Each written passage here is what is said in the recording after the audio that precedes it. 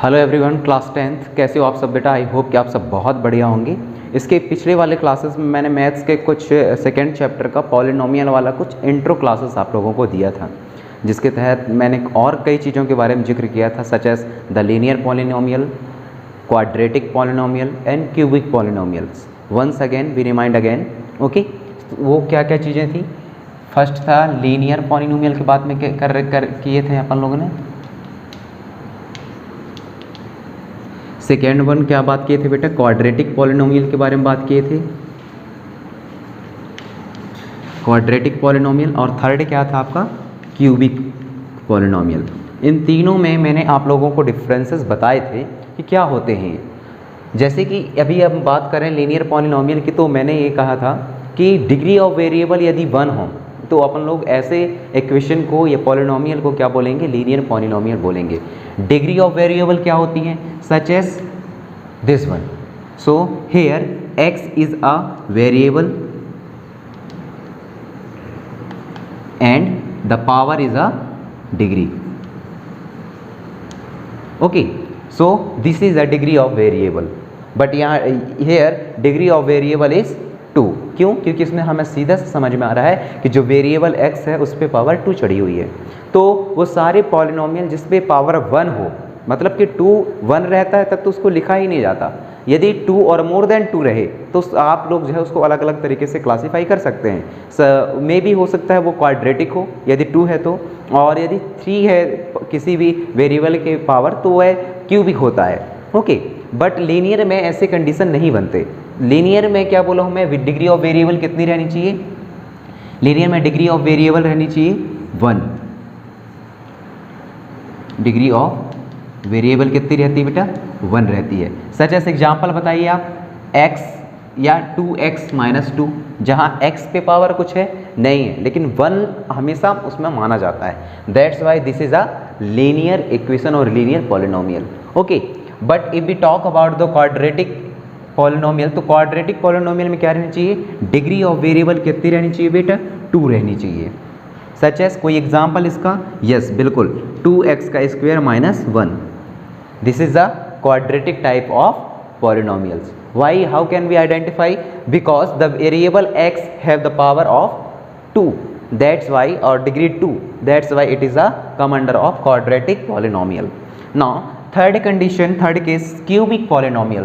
If we talk about the cubic polynomial, so any polynomials which have degree of variable is 3, किसी भी polynomial में degree of variable यदि 3 है तो हम अपन लोग उसको क्या समझेंगे? या this is a cubic polynomial. How? Any examples are there? Degree of variable कितने रहनी चाहिए? 3 रहनी चाहिए। तो ये हो जाएगा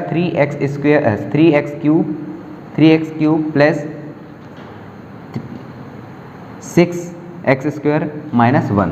डिग्री ऑफ वेरिएबल सबसे ज़्यादा किसकी है? x की है, और y कितना है? 3 है। That's why this is the cubic polynomials. Once again मैंने इसको आप लोगों को शॉर्ट में फिर से बता दिया है।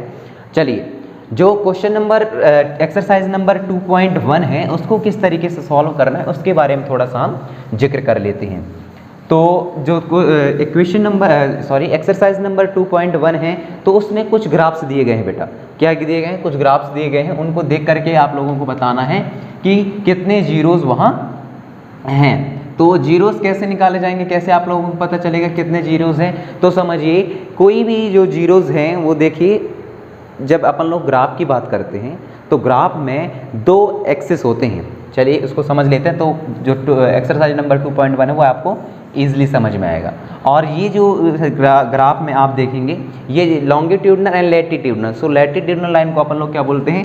एक्स एक्सिस, और ये प्लस एक्स एक्सिस कहलाता है, and here minus x axis. Okay, और upper toward and lower toward इस तरीके से रहती हैं। Then this is the plus y and minus y. इस तरीके से ग्राफ में कोई भी अपन लोग जो पेपर रहते हैं, ग्राफ पेपर रहती हैं या ग्राफ वाले स्टडी करते हैं, तब हमें इस तरीके से ग्राफ को समझना बेहद ज़रूरी रहता है। प्लस एक्स मतलब एक्स एक्सिस मीन्स हेयर जो है इधर जो है क्या रहेंगे, जितने भी नंबर्स रहते हैं वह प्लस में रहते हैं। आप लोग कई बार पढ़े हैं और प्रीवियस क्लासेस में भी पढ़े होंगे। और इधर के जो नंबर्स रहते हैं वो माइनस में रहेंगे, क्योंकि यह माइनस किस में है, एक्सिस में है, माइनस एक्स एक्सिस में है। ऊपर वाले क्या रहेंगे बेटा, प्लस में रहेंगे और नीचे वाले माइनस में रहेंगे। और यहाँ यदि कोई पॉइंट बढ़ती है तो ये जीरोज रहेंगे, जीरो सुन दोनों साइड से, एक्स एक्सिस का भी और वाई एक्सिस का कटने वाला पॉइंट जो है क्या कहलाती है, जीरो रहती हैं। यहाँ से स्टार्टेड होती है कोई भी नंबर आगे बढ़ना।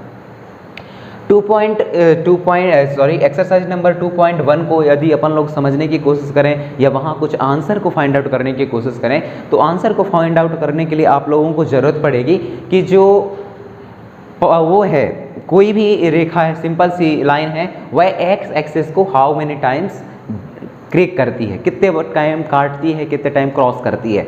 ये बेहद ज़रूरी है इस चीज़ को समझने के लिए, इसको जानने के लिए। ओके, तो इसी ग्राफ में मैं एक सिंपल सा बना दे रहा हूँ। देखिए कुछ इस तरीके से स्ट्रक्चर दी गई है, तो यहाँ तब तक हम इसमें बोला गया है कि कितने जीरो प्रेजेंट हैं। जो कुछ ग्राफ्स दिए गए हैं आपका एक्सरसाइज नंबर 2.1 में, तो उन ग्राफ को देखना है और देख करके आपको ये आइडेंटिफाई करना है कि how many zeros are there. तो कितने जीरोस हैं, इसको आइडेंटिफाई करने के लिए हमें ध्यान देना होगा कि जो लाइन है, सिंपल लाइन है, वह एक्स एक्सिस को कितने टाइम काटता है, हाउ मेनी टाइम्स क्या करता है, क्रॉस करती है, कितने टाइम काटता है। ये डिसाइड करेंगे कि कितने जीरोस आपके ग्राफ में प्रेजेंट हैं, क्रॉस करता है। यहाँ देखिए, यहाँ से लेकर के यहाँ तक फर्स्ट लाइनिंग खींची गई है। यहाँ कुछ दिखाई दे रहा है आपको, ये एक सिंपल लाइन है और यह एक्स एक्सिस को एक भी टाइम नहीं काट रहा है। और ये आपके एक्सरसाइज नंबर 2.1 का फर्स्ट ही क्वेश्चन है। दैट्स द रीजन जो फर्स्ट क्वेश्चन है उसमें आप सीधे आंसर करके लिखेंगे नो जीरोस, कोई जीरोस वहाँ नहीं है, कोई जीरो नहीं है। ओके, दूसरे यदि हम डायग्राम की बात करें, दूसरे स्ट्रक्चर की बात करें, तो मैं बुक उठा लेता हूँ और उसके बाद आप लोगों को समझना इजी हो जाएगा। एक दो और बता देता हूँ, बाकी आप खुद समझदार हैं, आप खुद सॉल्व कर सकते हैं। ओके,